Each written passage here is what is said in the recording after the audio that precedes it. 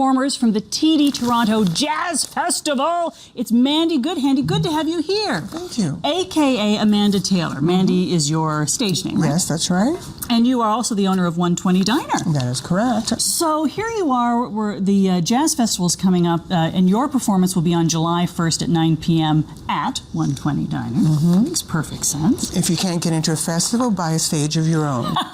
That makes perfect sense. Now, for people who don't know, you've managed to accomplish several firsts in your life and in your performing career, right? Yeah, you could say that. You're a stand-up comedian as well? Yes. And you were the first trans stand-up comedian? Yeah, first trans woman stand-up comedian in Canada. Yeah, we have to be careful how we put that. And when did that happen? Well, I've been doing stand-up comedy for over 25 years now. Wow. So, yeah, so it's been quite a while. And so that's about it, 25 years. And then now here we are, you're performing for the TD Toronto Jazz Festival, and that is also, as a trans woman, a first Yes, in Canada. we had them look into it. They did everything but check everybody's, it was like the Olympics. Line up, we want to see. No, I'm just... They didn't do that. But we got them to check into it and make sure that it wasn't going to be something that I'm just coming up with, So, yeah, I'm the first trans woman to be singing at the Toronto Jazz Festival. Which is exciting. So it is. It's going to be very exciting. Because people love your voice. That's not, that's why people come to hear you, is because they love your singing voice, right? Well, that's the first I've heard, but thank you.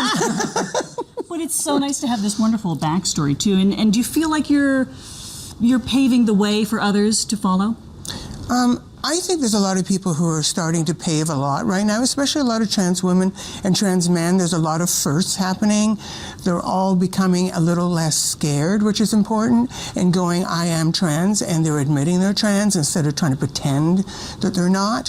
So we are a movement, yes, and it's very important that more and more of us get out there and own who we are, what we are, and that we're not afraid and we're proud of what we are. And more importantly, educate people on who we are and why we are. To reduce the fear, that's all it is. Something that's different. And I'm sure for you, with your family, there must have been some difficult times.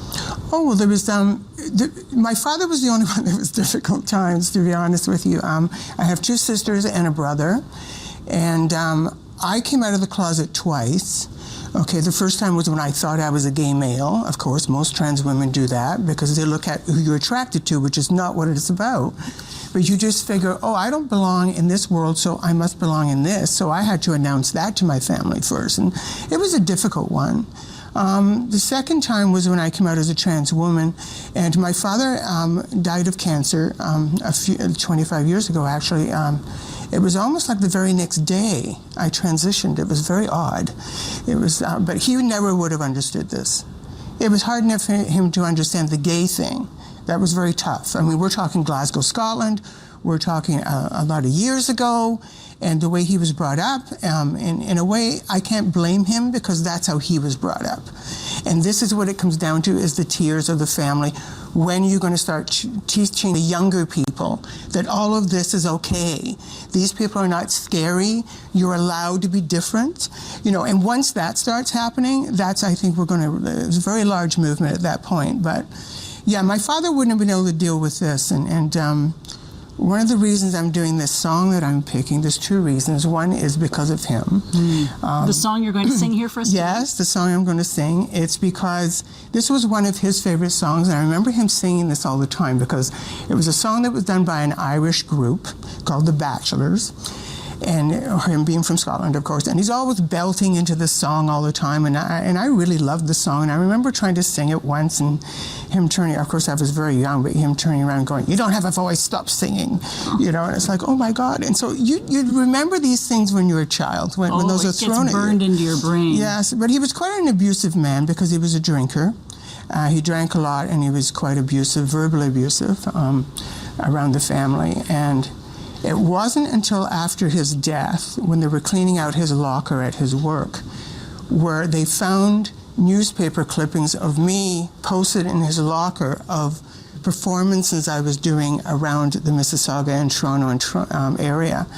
And so it wasn't until afterwards I realized how much he loved me and was proud of me. I wish I had heard it then. Yes. And then I also came to realization, sometimes we have to look at negative and find a positive somewhere. So this is how I came to rest with this whole thing with my father. It was a simple matter of, he toughened me up. And he, if nothing else, he did that. So the song I Believe is a dedication to him. It's a dedication to him, and also a dedication to any community out there that people are not accepting yet, which they should. And I believe that one day we'll all be accepted for who we are, and it doesn't make any difference. You'll be able to hear this song again at her performance on July 1st, but in the meantime, here is Mandy Goodhandy. Thank you.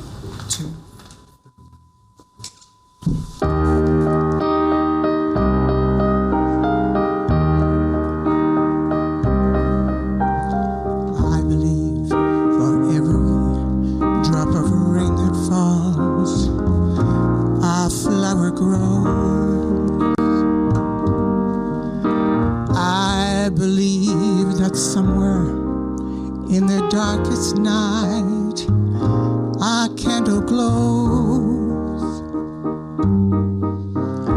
I believe for everyone who goes astray, someone will come to show the way.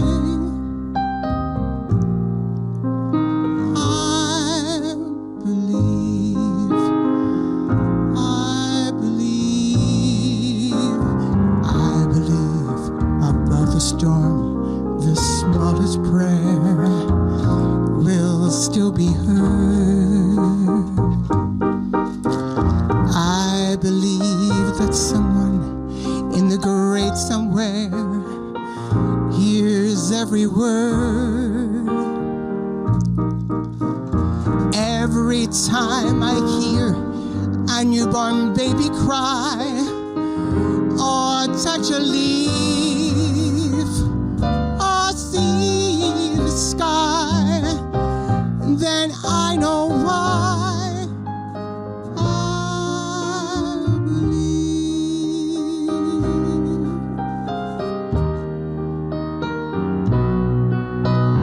Every time I hear a newborn baby cry or touch a leaf or see the sky,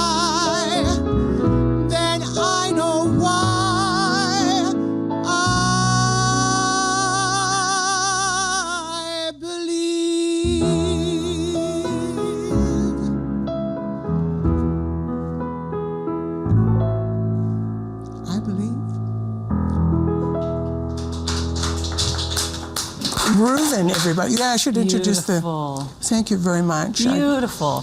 And this is one of many songs you have in your set list. Again, each of them has a beautiful story attached to it. Yes, and so people can really kind of walk in your footsteps for a while, right? Mm-hmm. Yes, let's hope they do. Do you want to introduce your bandmates? I'd love to. I'm not good with last names. This is Reuven on the piano. Hey, Reuven. Hello. And this is young Patrick here on the bass. Hello, Patrick. Thank you for coming today. And these guys will be there on stage with you, They will right? be here. Yes, So, we're a team. Excellent. Yeah. I know, it felt very cohesive. So 120diner.com has all the info, and for more on the TD Toronto Jazz Festival in general, you can go to torontojazz.com. Thanks again for being here today and performing. Thank you so much. Absolutely beautiful. It. Oh, it was, you could feel the emotion in that song. And thanks to the crew. You guys are doing great out there. It's like a team of 1,000. When we come back, tips for stopping bedwetting. Stick around. Love it.